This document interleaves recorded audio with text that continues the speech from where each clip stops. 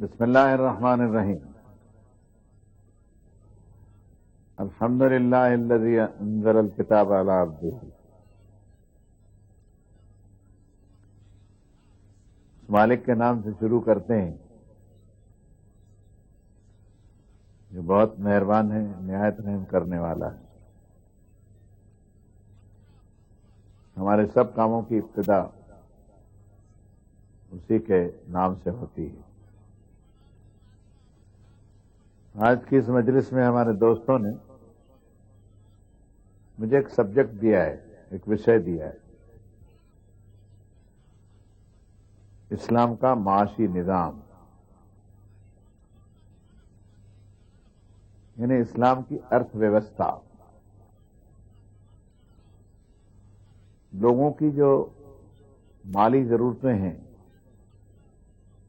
پرجا کی اگر شاسن ہو تو، حکومت ہو تو، حکومت نہ ہو صرف سماج ہو تو سماج کے بڑے لوگ نیچے کے ورگ کے لوگوں کی کیا خدمت کر سکتے ہیں. لیکن ایک ستیہوادی ہونے کے لحاظ سے بڑے ادب سے کہتا ہوں کہ کسی بھی دھارمک آدمی کو سچ بولنا چاہیے. یہ نظام کا جو لفظ چڑھ گیا ہے زبان پہ، اس میں دھیان حکومت کی طرف جاتا ہے، شاسن ویوستھا کی طرف. مجھے یہ کہنے کی اجازت دیجیے اور دل مضبوط کر کے سن لیجیے کہ خود اسلام کے ماننے والوں کے پاس میں 100 سے زیادہ حکومتیں ہیں. اس کے نام بھی مجھے معلوم ہے، آپ بھی جانتے ہیں. لیکن ایکاد کو چھوڑ کر کہیں بھی ان کے پاس میں نظام قائم نہیں. کہنے کے لیے سب کہتے ہیں کہ ہم اسلامی نظام قائم کریں گے، لیکن کرسی پر جب بیٹھتے ہیں تو بدل جاتے ہیں. پھر ان کے خیالات میں تبدیلی آنے لگتی ہے اور وہی کچھ کرنے لگتے ہیں جو ان کے من کی اپج ہوتی ہے.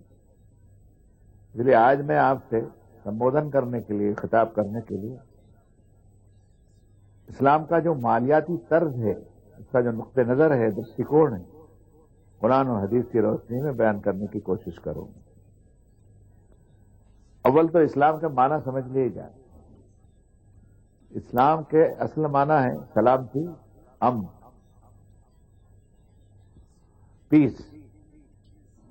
کسی کے ساتھ میں بھی انیائے نہ ہو، ہر ایک دوسرے سے بے خوف رہے کہ سامنے والے کی سلامتی میرے حصے میں بھی ہے، مجھے اس سے کوئی خطرہ نہیں. اللہ تعالیٰ کے جو صفاتی نام ہے اس میں بھی ایک نام سلام ہے. مسلم کا ہر کام سلامتی، نیائے پری اور ایسے طریقے سے ہوتا ہے کہ اگر دوسرا بھی اس کو اگر دیکھے، جیسے حدیث شریف میں فرمایا حضرت رسول اللہ صلی اللہ علیہ وسلم نے کہ فریض عادلہ، مسلمان جو بھی کام کرے ایسا کام کرے کہ دوسرا اگر دیکھے تو وہ یہ کہے نہیں، اس سے بہتر طریقہ اور نہیں ہو سکتا ہے، بہت اچھا کیا ہے اس نے. جیسے ایمانداری ہے، سلامتی ہے، بھائی چارہ ہے، رحم ہے، غریبوں پر ترس کھانا ہے، مصیبت زدہ لوگوں کی مدد کرنا ہے، بھوکوں کو کھانا کھلانا ہے. نوستر لوگ ہیں جن کے پاس کپڑے پہننے کے لیے نہیں، ان کے تن ڈھانکنے ہیں، مسافروں کی مدد کرنی ہے، قرض میں جو لوگ دبے ہوئے ہیں ان کی گردنیں چھڑانا ہے، اور بہت ساری باتیں. اسلام کا جو مالیاتی درشٹیکون ہے اس کے بارے میں یہ عرض کرنا چاہوں گا کہ سنسار کا سوامی اور مالک ایک ہے، چیزیں سب اسی کی ہے، ہم بھی اسی کے ہیں. وہ مالک الملک ہے، کوئی چیز ہماری نہیں اور کوئی چیز اس کی ملکیت سے خارج نہیں. اصل مالک وہی ہے. قل اللہم مالک الملک تؤتی الملک من تشاء. کچھ دیر کے لیے ہم کو مالک بنایا عارضی طور پر، کسی کو پیسے دیے، دھن دیا، دولت دی، کرسی دی، شکتی دی، یہ سب اس کی دین ہے. اس میں مال ایک اللہ تعالیٰ کی بڑی نعمت ہے. قرآن نے کہا وَآتُوهُم مِّن مَّالِ اللَّهِ الَّذِي آتَاكُم، اللہ نے جو مال تم کو دیا ہے اس میں سے ان کو بھی دیا. اس آیت کے جملے کے اوپر غور کرنا چاہیے. مال کو مال اللہ کا، مال کو مال اللہ کا، مال اللہ کا. جیسے بیت اللہ اللہ کا گھر، کعبہ شریف، کلام اللہ اللہ کی کتاب، رسول اللہ اللہ کے رسول، یہ نسبت ہے مال. جو لوگ مال کی تنقید کرتے ہیں اور اس کو برا کہتے ہیں، میرا اتفاق ان سے نہیں. مال کا صحیح استعمال اچھا ہے، اس کا برا استعمال کرنا بری چیز ہے. مالدار ہو گئے، آپ شراب پینے لگے، ویبچار کرنے لگے، بیاج سے پیسے دینے لگے، حرام کام کیا. مال اللہ نے آپ کو دیا، کسی کا قرض ادا کرا دیا، کسی کی بیٹی کی شادی کرا دی، کسی کو جھوپڑی دلا دی رہنے کے لیے، کسی کو چھوٹی موٹی دکانداری کرا دی، کسی کا کوئی کام کر دیا آپ نے. یہ بڑا کام ہوا ہے. یہ اللہ کی رضا چاہنے کے لیے ایک ذریعہ ہے. اس لیے فرمایا یوتی مال ہو یا تو زکا.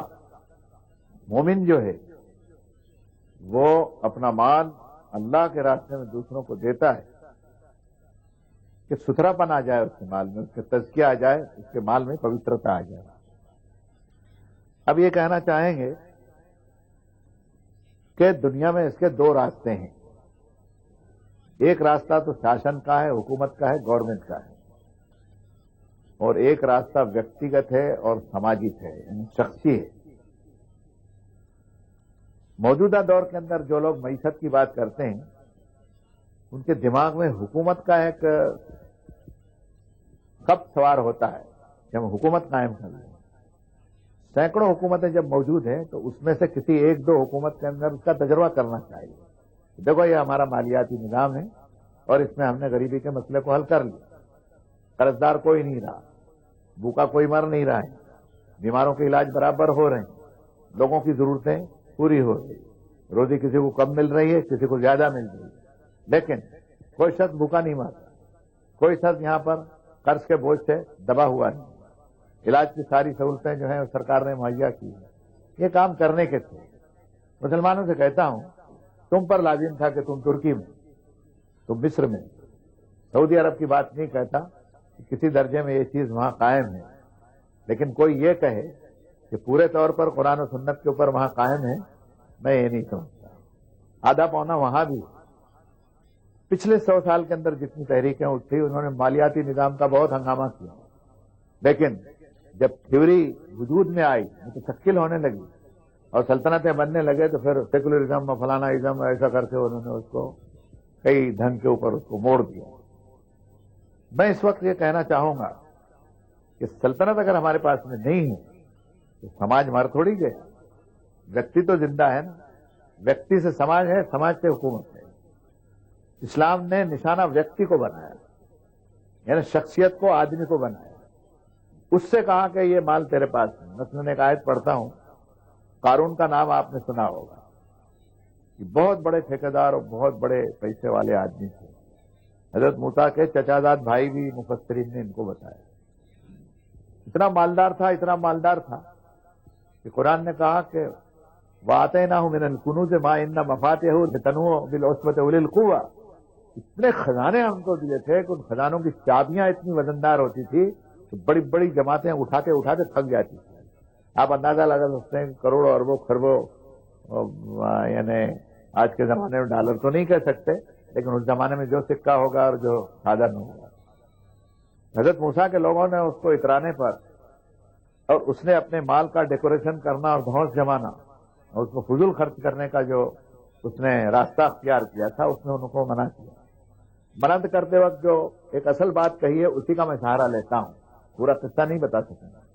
ان کا وابتغ فیما آتاک اللہ الدار الآخرۃ ولا تنس نصیبک من الدنیا واحسن کما احسن اللہ علیہ. ان کا قارون بھائی ہم تم سے نہیں کہتے کہ یہ مال کو برباد کر دو، لیکن جو مال اللہ نے تم کو دیا ہے اس میں آخرت کا گھر بنا لو کہ مرنے کے بعد تم کو وہاں پر اللہ کے یہاں اس مال کے خرچ کرنے کا اجر ملے. اور اللہ نے جو تم کو مال عطا فرمایا ہے، مالی سہولت دی ہے، احسان کیا، وہ احسان تم اللہ کے بندوں کے اوپر بھی کرو. تو نتیجہ یہ ٹھہرا کہ وہ ورگ جو پچھلا ہوا، دبا ہوا، اور رزق کے سادھن میں کچھ لوگوں نے قبضہ جمع کر کے بہت ساری دولت حلال طریقے سے یا حرام طریقے سے جو بھی جمع کر لی، اس کی تعداد اتنی ہے کہ اگر اس کا صحیح استعمال ڈھنگ اور طریقے سے ہو اور خدا کے بتائے ہوئے طریقے سے ہو تو دنیا میں جو یہ غریبی اور یہ افلاس آج تمہیں دکھائی دے رہا ہے وہ دیکھنے کے لیے نہیں ملے. سنکشیپ میں، مختصر میں یہ کہنا چاہیں گے یہ قرآن مجید کی ایک آیت ہے. فرمایا فلقتحم العقبہ وما ادراک ما العقبہ فک رقبۃ او اطعام فی یوم ذی مسغبہ. فرمایا انسان تو پریکشا کی امتحان کی گھاٹی سے گزر نہیں سکا. پھر اپنے نبی کی طرف اشارہ کیا. کلاسیکل لینگویج میں جو کتابیں نازل ہوئی اس کا ڈھنگ بڑا عجیب و غریب ہوتا ہے. اس نے کہا وما ادراک ما العقبہ، تم کو بھی کچھ معلوم ہے کہ عقبہ کس کو کہتے ہیں، گھاٹی کس کو کہتے ہیں؟ گھاٹی کس کو کہتے ہیں تمہیں کچھ معلوم؟ فک رقبۃ، کسی کی گردن پھنس گئی ہے مصیبت میں، قرض میں، اس کو چھڑا دینا. جرمانے میں، قرض میں، کسی سود خور کے بوجھ میں، مکان بھی جا رہا ہے، یہ بھی جا رہا ہے، وہ بھی جا رہا ہے، گردن پھنسی ہوئی، اس کی گردن کو کوئی چھڑا دے، یہ بڑی بات ہے. او اطعام فی یوم ذی مسغبہ، بھوک سے نڈال کوئی ہے تو نے کھانے کا انتظام کیا، یہ تجھے اس گھاٹی سے چھڑانے کا ذریعہ ہے. مانو ماتر کی سیوا کرنا، انسانیت کی خدمت کرنا، غریب ورگ جو ہے اس کا حصہ دینا. فرمایا کہ وآتوہم من مال اللہ الذی آتاکم، اللہ کا وہ مال جو اللہ نے تم کو دیا تم ان کو دو. اب ہم اس طرف آتے ہیں کہ پیغمبروں نے، اللہ کے نبیوں نے ہر زمانے کے اندر اس ارتھ تنتر کو، مالیاتی تقسیم کے رخ کو صحیح کیا.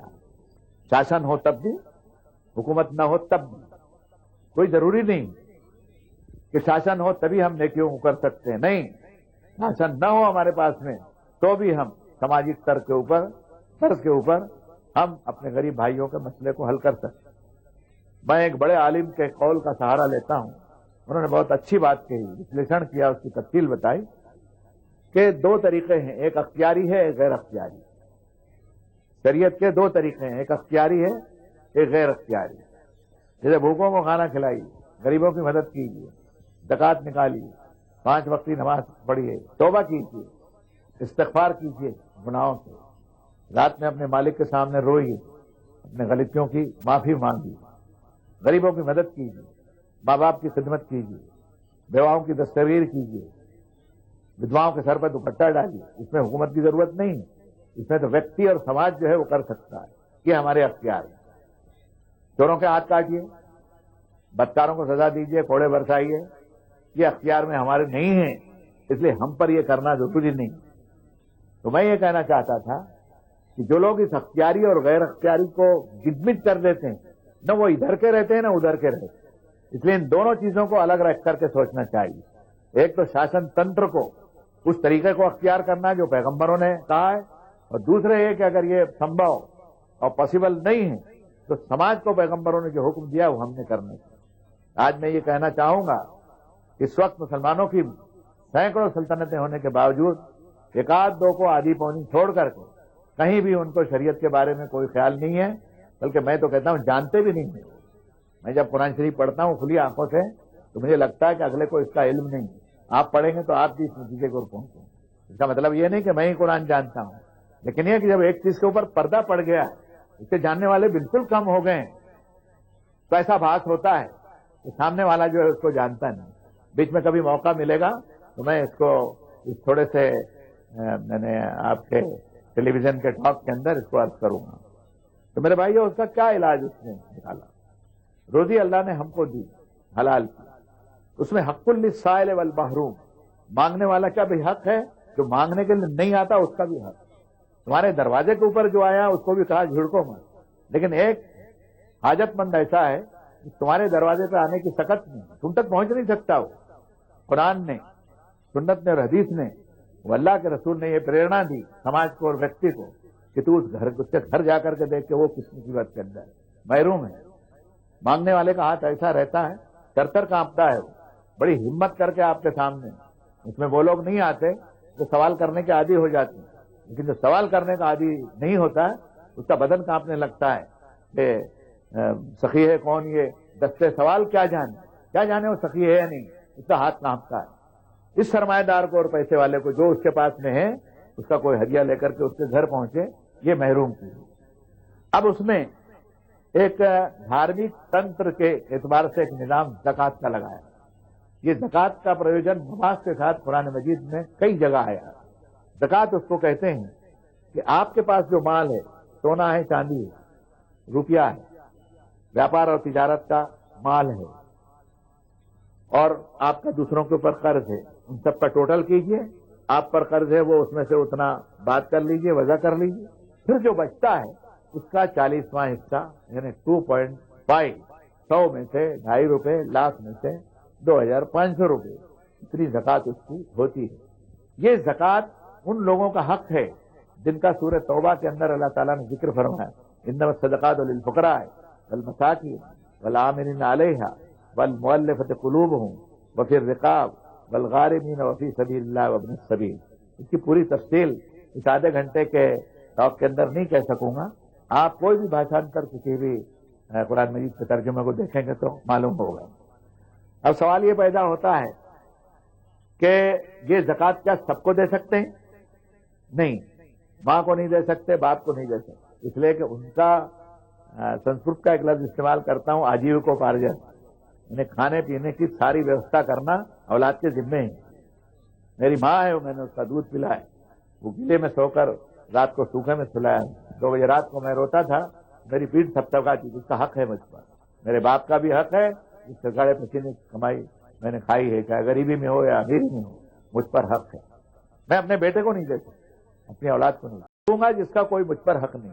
آپ سمجھ سکتے ہیں کہ ارتھ تنتر جس کو کہنا چاہیے، مالیاتی اور معاشی نظام ہے، اس کو اگر حکومت اور شاسن کے دائرے سے نکال کر کے سماج کے دائرے کے اوپر اس کو لا کے کھڑے کریں گے تو اس قدر سماج کے اندر خوشحالی آئے گی کہ جس کا آپ اندازہ اس وقت کر سکیں گے جب اس زکوٰۃ کے نظام کو اس طریقے سے لائیں کہ ہم غریبوں کو گھر جا کر کے دیکھیں، فلاں کاروبار سے لڑک گیا، بیاج کے پیسے بھی نہیں بھر سکتا، وہ قرضہ بھی نہیں دے سکتا، سود بھی نہیں دے سکتا، لمبا ہو گیا، وہ اپنے مال و جائیداد بیچنے کے بعد میں بھی اس کی گردن چھوٹ نہیں سکتا، اور بہت ساری اور دوسری چیزیں بھی ہیں، بیماریاں، بدن کی تکلیف ہے، کوئی ایسی بیماری ہو گئی پیچھا نہیں چھوڑتا۔ آج تو نئی نئی بیماریاں اتنی آ گئی ہے، کیسا معلوم ہوتا ہے کہ پچھلے 500 برس کے اندر تو اس کا کہیں پتہ بھی نہیں تھا کہ بیماریاں کیسی۔ ایسے موقع کے اوپر ہزاروں لاکھوں روپے سے خرچ کرنے پڑتے ہیں، غریب آدمی کہاں سے دے؟ شاسن کا اور ستا کا ایک کام ہے، لیکن وہ بھی مجھے لگتا ہے کہ کامیاب نہیں۔ میں ان لوگوں سے ملتے جلتے رہتا ہوں جن کے ہاتھ میں ستا کی بھاگ دوڑ ہے، میں نے دیکھا ان کے بس کی بھی بات نہیں، لیکن سماج کے اور ویکتی کے بس کی بات، سلطنت اور حکومت اور شاسن کے مقابلے میں سماج زیادہ پریپکو ہے۔ اگر سماج کے لوگ اپنے طور پر، خاص طور پر مسلم سماج کو بھی آواز دیتا ہوں اور ہندوستان کے دوسرے سماج کو بھی، کہ وہ اس کے اوپر غور کریں کہ ہم اس مسئلے کو، آرتھک تنتر کو اور معاشی سلسلے کو اور اس نظام کو کس طرح بغیر حکومت کے اس کو حل کر سکتے ہیں، ایک تو اس میں زکوٰۃ لے لیں۔ لیکن اس کے ساتھ ساتھ دوسری بات میں کہنا چاہوں گا، جنہوں نے بیاج سے اور سود سے پیسہ لیا ہے، سماج کے جس ورگ نے، چاہے چھوٹے نے لیا ہو بڑے نے لیا ہو، میرے نزدیک ساری دنیا کے اندر بھوک مری اور معاشی بدحالی اس بیاج کے سبب سے۔ بیاج خورا 2.5-3 سال کے اندر پوری رقم جو اس نے بیاج کی دی ہے وہ وصول کر لیتا ہے، اور اس کے بعد میں اتنی کی اتنی رقم باقی۔ سورہ روم کے اندر فرمایا کہ یہ جو سود خوری کرتے بالربا یربو فی اموال الناس، سود خوری کرتے ہو، اس سے مال بڑھے گا نہیں، مال میں سڑان ہوگی۔ جیسے مرا ہوا جانور جو ہے وہ پھول جاتا ہے، اس میں بدبو آتی ہے، ویسے مال میں بدبو آئے گی۔ انسانیت کے لیے کوئی شبھ سوچنا اس کے اندر نہیں ہے، اس کے اندر خرابی ہے۔ لیکن اگر زکوٰۃ دو گے تو تمہارے دگنے ہوں گے۔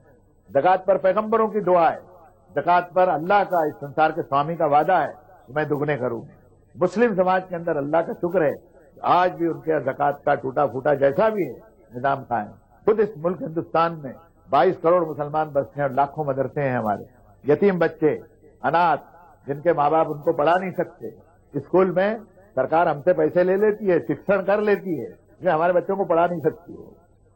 میں کبھی کاروباری آدمی ہوں، اس میں کارپوریشن کی نوٹس آئی شکشن کر، ہم نے بولے شکشا ہمارے لڑکوں کو دی کب ہے، مگر شکشن کر وہ برابر لیتا ہے، ٹیکس ہم سے لیتا ہے وہ، اس میں لائٹ کر بھی لکھا ہوا نا کہ لائٹ کا ہم بل بھرتے ہیں۔ میرے تو سمجھ میں آتا نہیں کہ شاسن تنتر جو ہے اس نے بھی کبھی پیچھے پلٹ کر دیکھنا چاہیے۔ یہ بات قرآن مجید نے کہی پیچھے پلٹ کر کے دیکھو کہ کیا کیا ہے تم۔ ہم جو کام اس وقت کر رہے ہیں اس میں معاشی نظام اور طبقاتی کشمکش کو ہم درست نہیں کر سکیں گے جب تک ان 2 چیزوں کی طرف ہمارا دھیان نہ جائے، ایک تو زکوٰۃ اور دوسرا سود سے اور بیاج سے پرہیز کرنا۔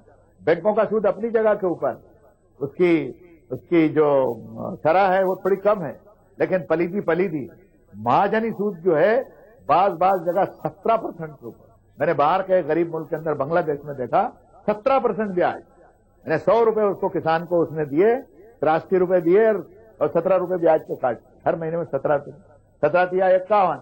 ان کا مطلب یہ ہوا کہ 3 مہینے کے اندر تو اس نے آدھا پیسہ تو اپنا پونا پیسہ اس نے وصول کر لیا۔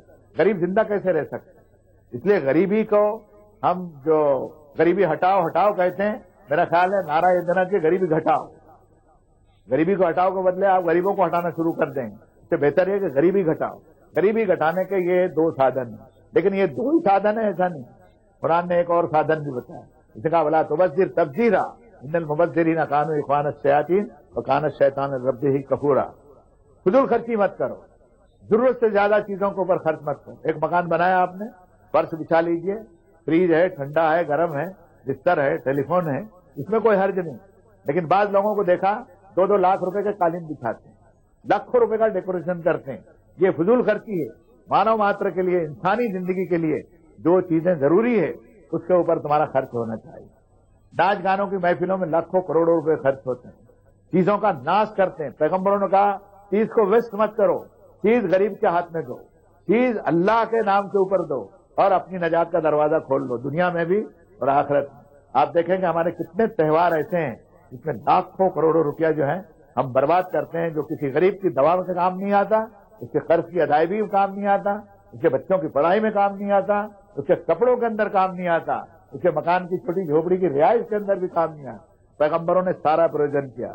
تو اس نظام کے بارے میں یہ کہنا چاہوں گا کہ سماج میں فضول خرچی یعنی بیجا چیز اڑانا، ہم تو اپنوں کی بھی بات کرتے ہیں۔ ایک مرتبہ عرب ملکوں کے دیشوں میں میرا دورہ تھا، ہم نے دیکھا پیسہ ان کے پاس بہت آ گیا۔ ہم نے بہنوں کو دیکھا تو وہ ریکڑی جو ہوتی ہے اس کو لے کر کے وہ جنرل اسٹور میں گئی اور 5000 ریال کے اس میں سامان خرید لیا۔ 5000 ریال جو ہے آج کے ہمارے ہندوستانی کرنسی کے حساب سے 50,000 روپیہ ہو۔ ہم نے عورتوں سے جمع کیا تھا، ان سے کہا بیٹا یہ کیا کر رہی ہو، بڑھاپے میں تم کو پیسہ کام آئے گا، یہ 50,000 روپے کا تم نے ہندوستانی حساب سے سامان خرید لیا، اس میں آدھی چیزیں ایسی ہے جو مانو آوشکتا اور انسانی ضرورت سے اس کا کوئی لینا دینا نہیں، ضرورت کی چیزیں جو ہے اس کو خریدیے۔ تو فضول خرچی کے اوپر اسلام نے، قرآن نے پابندی لگائی اور منع کیا اور ان کو شیطان کی برادری کے لوگ بنائے۔ دوسری چیز اس کے اندر یہ سمجھنے کی ہے کہ زکوٰۃ کا جو رقمیں ہیں، اس کے ہمارے یہاں علماء بہت سے مسئلے بتاتے ہیں، ان کو پوچھتے بھی رہتے ہیں لوگ اور لوگوں کو عام طور پر معلوم بھی ہے۔ میں اس میں اتنا ہی کہنا چاہوں گا کہ چیز اللہ کے نام پر مستحق آدمی کا جو اس کا قرض دار ہے اور اس کا قرض ہے ہم کے اوپر، ہم کوئی احسان نہیں کر رہے ہیں، اس کی چیز تھی اس کے ہاتھ میں دی۔ تو 40ویں حصے کا ایک مطلب یہ بھی ہوتا ہے، ایک شخص اپنے مال کی زکوٰۃ نکالتا ہے، 40واں حصہ 40 برس کے بعد میں وہ پوری دولت اس کے پاس تو جیسی ہے رہے گی، لیکن غریب کے گھر میں بھی چلے جائے گی۔ یہ ایک ایسا سرکولیشن ہے کہ جس کی ایک مختصر سی مثال دیتا ہوں کہ پانی کا گلاس ہے، میں نے پانی پیا، آپ کو دیا، انہوں نے پیا، ان کو دیا، انہوں نے 1000 آدمی بھی پانی پی لیں گے، وہ گلاس پھر میرے پاس آ جائے گا۔ گلاس اپنی جگہ کے اوپر موجود ہے، اس میں کوئی کمی نہیں ہوئی اور ہزاروں آدمی کی ضرورت کو پورا کر دی۔ اسی طریقے سے زکوٰۃ جو ہے، یہ قرآن مجید نے ایک آیت کے اندر ایسی بات کہی کہ قرآن کے سوا کوئی کہہ نہیں سکتا۔ لِکَیْ لَا یَکُونَ دُولَةً بَیْنَ الْأَغْنِیَاءِ مِنکُم، دولت جو ہے اس کی چلت پھرت اور اس کا سرکولیشن صرف مالداروں میں بھی نہیں ہونا چاہیے، ان کے گھروں سے بھی اس کو گزرنا چاہیے۔ یہ بالکل سریتا اور ندی کی طرح ہے، ندی کی نہر جو ہے آپ نے باندھ دیا اس کو، کسی اور کے ہاں اس پائپ لائن نہیں جا سکے گی، تو سمجھو مال کو آپ نے روک لیا۔ اس لیے وہ چاہتا ہے کہ مال کا سرکولیشن ہو۔ سود کو بند کرنے کے بعد میں سود خور جو ہے وہ خود بیپار کی منڈیوں کے اندر آئے گا، یا کسی غریب کو اپنی رقم دے کہے گا بھائی بدن کی محنت تو کر، رقم میں دیتا ہوں، آدھا تو نے لینا آدھا میں نے لینا۔ اس طرح مہاجنی سسٹم جو ہے اس کو ختم کرنے کے لیے بھی اس کا ایک پروجن ہے۔ میں یہ نہیں کہتا کہ اس کو ختم کیجیے اس کو ختم کیجیے، مسلم سماج سے میرا یہ کہنا ہے کہ وہ زکوٰۃ کے نظام کو اس طریقے سے خرچ کرے کہ جو ضرورت مند لوگ ہیں، مثلا اقربین میں جو قریبی لوگ ہمارے قریبی رشتے دار ہیں، جن کی کوئی برن پوشن کی شرعی ذمہ داری ہم پر نہیں، ہم ان کے مسائل میں دلچسپی لیں، انہوں نے مہاجنی سود سے کسی سے قرض لیا، ان کے قرض کی ہم واپسی کا انتظام کریں، ان کی بیماریوں میں، ان کے گھر اور مکان کے اخراجات میں، ان کی بچیاں سیانی ہو گئی اور کسی طرح اٹھ نہیں رہی تو اس کو ٹھکانے لگانے کے اندر کتنی ایسی چیزیں ہیں جس کے اندر ہم خرچ کر سکتے ہیں۔ اس طرح سماج اللہ کا فضل ہے، اسے کوئی شکایت نہیں ہے، مسلم سماج اللہ کے فضل سے کرتا ہے۔ لیکن اس کو کرنے کے لیے اور ہاتھ ہمارے آگے بڑھے، اور ہمارے وہ دیشواسی، میں سبھی مذہب کے لوگوں سے میں کہتا ہوں کہ آپ کے مال کو نشٹ کرنے کے بجائے، اس کو ویسٹ کرنے کے بجائے اللہ کے بندوں کو غریبوں کے ہاتھ میں دیجیے، ان کی ضرورتوں کو پورا کیجیے اور اپنی نجات کا راستہ نکالیں۔ ورنہ یہ حویلیاں اور یہ بنگلے، جب انقلاب آتا ہے ماسکو میں، چائنا کے اندر جب یہ انقلاب آیا، پیسے والوں کی خیریت نہیں ہے، پیسے والے مزہ کر لے، لیکن یہ غریب ورگ جو ہے اس کا پیٹ نہیں بھرا اور اس کے پیٹ میں روٹی نہیں ہے، یہ اپنے بال بچے کا بھرن پوشن نہیں کر سکتا، کسی دن آپ کے بنگلوں کو ماچس لگا دے گا۔ ایسا ہوا ہے، مختلف ملکوں میں ہوا ہے۔